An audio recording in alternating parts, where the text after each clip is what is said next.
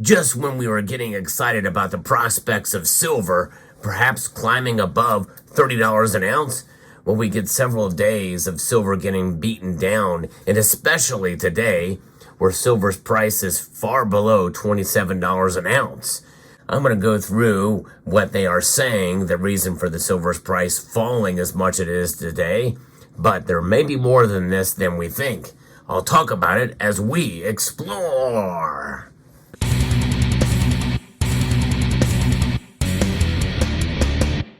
Yeah, silver prices are down in the market for today, the last day of the month.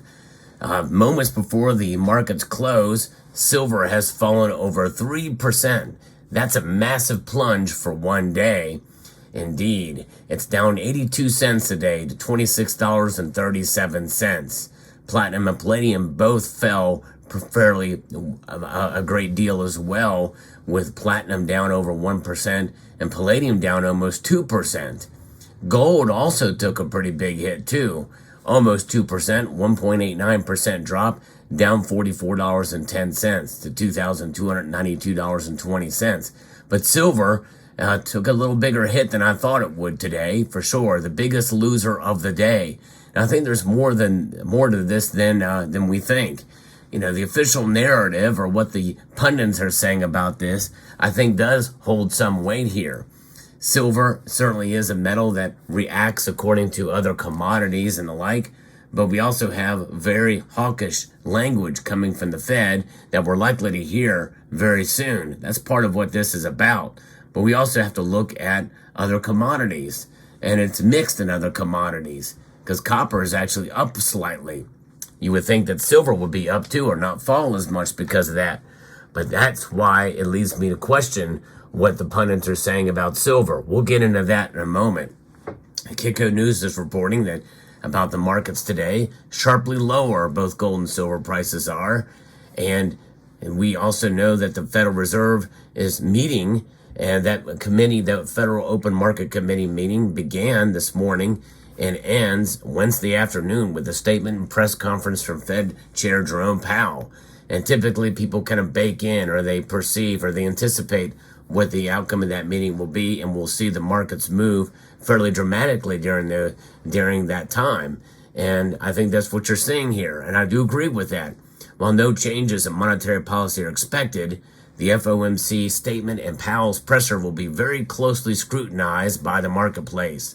Recent warmer U.S. inflation data has prompted traders and analysts to dial back their timelines on interest rate cuts from the Fed, if they come at all this year. And I've had many people on this channel say that they're not going to lower rates, and they very well may be right. I still think it's coming myself, but we'll look at that in a moment. A headline in the Wall Street Journal today reads, Fed to signal it has stomach to keep rates higher for longer. The story is written by reporter Nick Timiraos, who many believe has the inside track on getting top Fed officials to talk with him. Firmer than anticipated inflation in the first 3 months of the year has likely postponed rate cuts for the foreseeable future. Timiraos added that the Fed will hold interest rates at a level that will provide meaningful restraint to U.S. economic activity for longer than the Fed previously anticipated. Now keep in mind, this is on the backdrop of what we saw just recently on Friday. I reported on it on this channel about First Republic Bank being absorbed by another bank, by U.S. regulators, the FDIC, essentially shutting it down. And so when you have that on the mind, you would think that the precious metal prices would go up for concern there. But apparently that is not having a direct impact here right now, which leads me to question the official narrative, or what the pundits are saying here.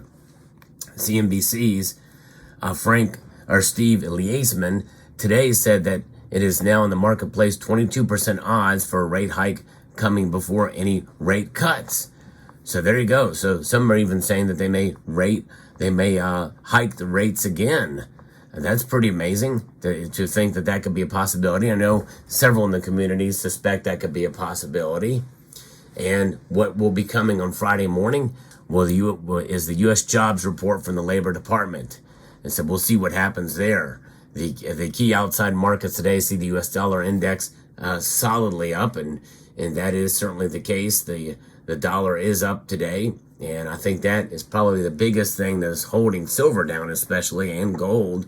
But silver is reacting very strongly to that when all the other markets are down because, well, most feel that inflation is sticking with us. I think we'll probably get that message from the Jerome Powell's presser as well.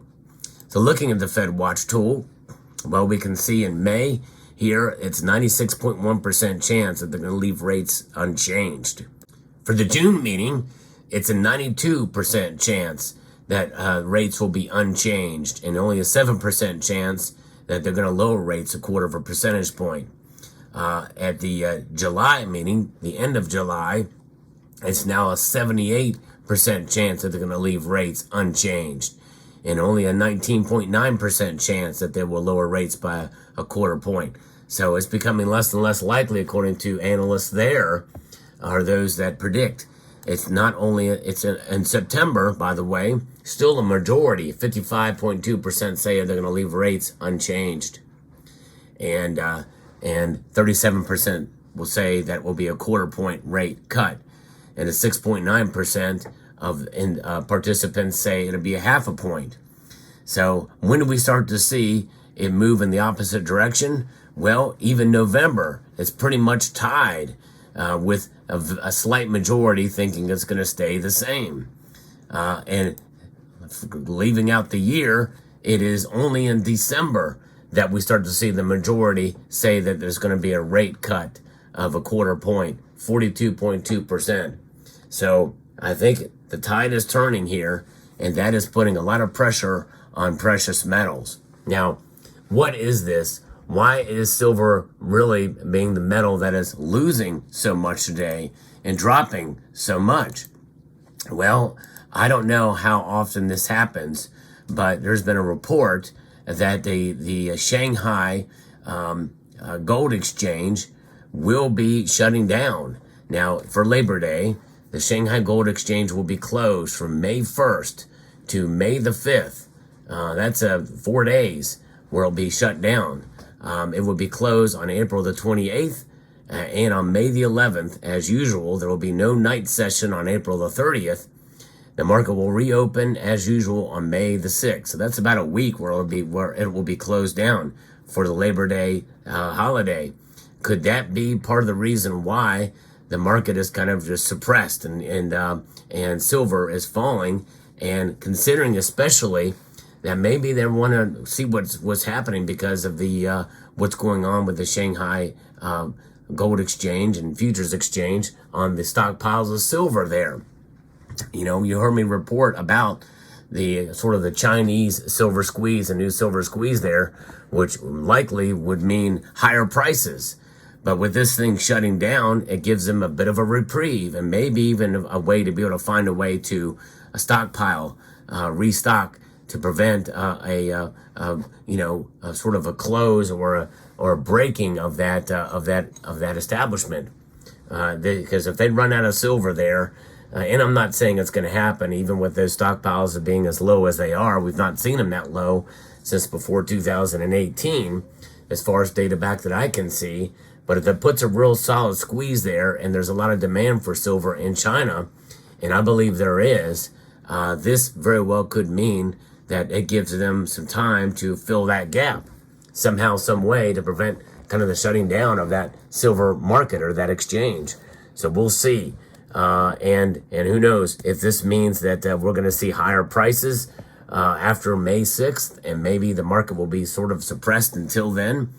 You know, obviously we have the London market, we have the CME as well, and the COMEX, and their stockpiles of silver.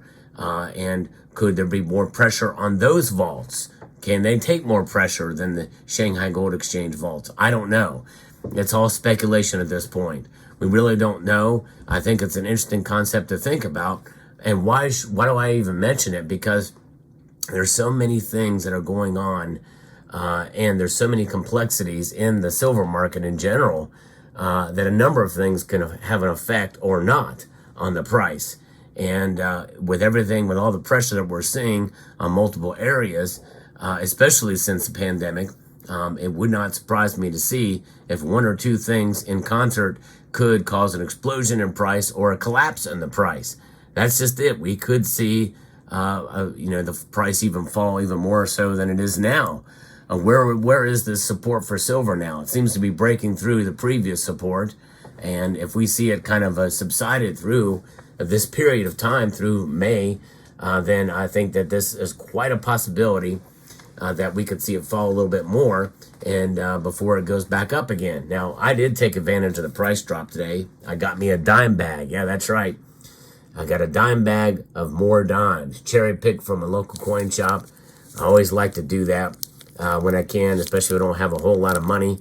I can get these. Got these for $2 a pop, which I think is somewhat fair. It seems to be. I don't know. What are your thoughts? I haven't looked it up.